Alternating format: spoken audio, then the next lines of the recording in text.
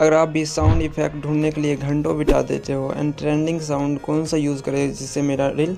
Viral हो सकता है, तो मैं एक ऐसा वेबसाइट बताने वाला हूँ कि जिसे तुम यूज़ करके अपने कोई भी ट्रेंडिंग साउंड इफ़ेक्ट यूज़ कर सकते हो अपने वीडियो में। तो सिंपली करना क्या होगा, गूगल पर जाना होगा एंड सर्च करना होगा, इस वेबसाइट पर क्लिक करना होगा एंड इसके बाद फर्स्ट वाले वेबसाइट पर क्लिक करना होगा एंड इस पर क्लिक करने के बाद यहाँ बहुत सारे ट्रेंडिंग साउंड इफ़ेक्ट तुम्हें